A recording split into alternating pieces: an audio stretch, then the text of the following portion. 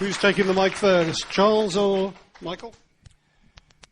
Right, there were several issues in there. Let me deal with the issue of the Sainsbury's planning application in Telford Centre first. The difference between Telford Centre and Newport is that in the centre of Telford, the Central Telford Area Action Plan allocated 65,000 square metres of floor space to expand the centre.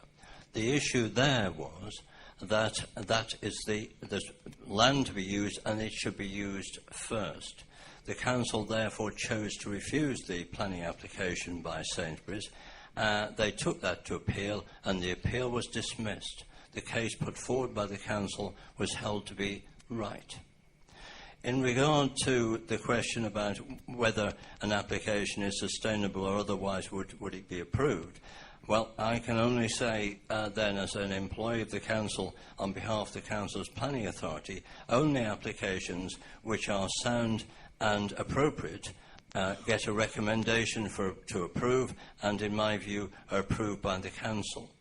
The issue is that one has to look at the national context for housing. Only last week the Planning Minister, Nick Bowles, did make a statement about having attractive houses, but he also said that a significant amount of new housing will be on green land, the implication being that we'll only, as a nation, meet our housing needs by the use of green land.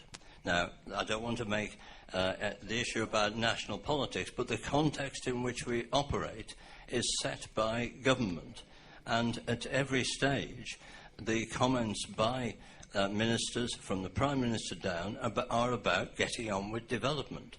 So the point is really that the planning authority has to process planning applications, and in my view has done that both correctly and with the appropriate justification.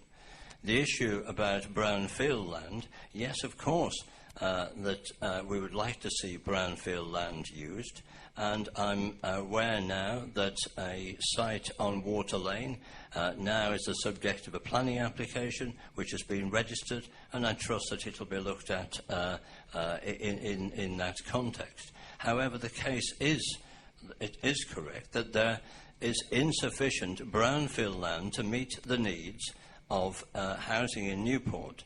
The issue about a supermarket, as you'll be aware, I'm sure, there was no site in the centre sufficient to provide a supermarket, and that's why a planning inspector agreed that Ordinary Avenue was acceptable.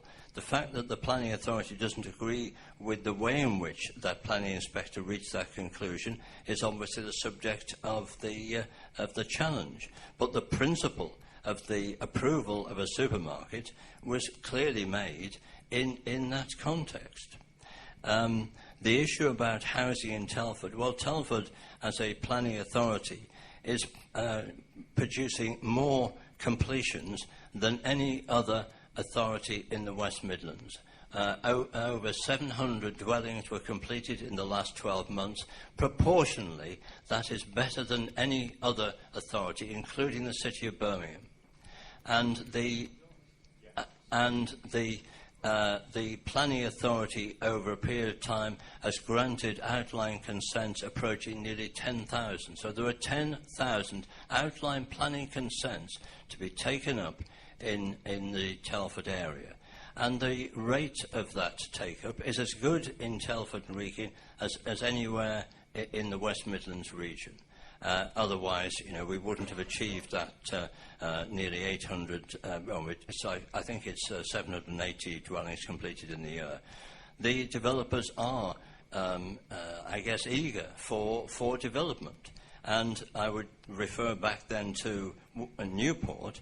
The reason why development is being proposed is because the development industry believes it is a sound place to invest in. And the planning applications are being made by the private sector. It is not a plan set by the council. They're not applications by the council. What the council has to do as planning authority is determine those applications. Okay, thank you. We've got a question from over here first, please, or a comment. Sorry. Thank you, David Askin. Michael, just on that last point, you've absolved yourself from any responsibility several times tonight by saying that the application is coming from the private sector and that you're just applying the planning law. Under your own core strategy, we have 60 houses a year in the plan, whereas you're just approving everything willy-nilly. It's perfectly within your hands to apply the planning law and reject some of these applications on the grounds that they're premature. And then we would have some orderly development instead of having the whole lot approved in one go. And if everybody decided to go ahead and build now, we'd be just inundated with houses in the next couple of years. The town won't stand it. Thank you. Before I pass the mic back up to the table, has there anyone else got a similar comment or question to in that sort of area? Sorry, flood of hands. Right, run round with that mic. Far corner. Does the council have a view whether the 2,000 or so extra people moving into Newport will work? Do they really believe these people are going to work in Newport and spend their money in Newport? Or is it more likely that we're down the M54 somewhere? I mean, do they have a view where these people will work? Is it sustainable policy to build houses miles away from where people work? Okay, a few more hands went up at various stages. Very quick questions, please, and then we'll get a summation of that, please. Yeah, I just wanted to clarify really about the position of the fact that building seems to be developer-led as opposed to council-led. And I thought that the job of the planning office, perhaps I'm a bit naive, but the job of the planning office is to plan. And should the planning office not be looking at the town saying, this is Newport, yes, it needs to grow. What do we want Newport to look like in 20 years from now? And the planning department actually planning that, rather than private developers coming in and just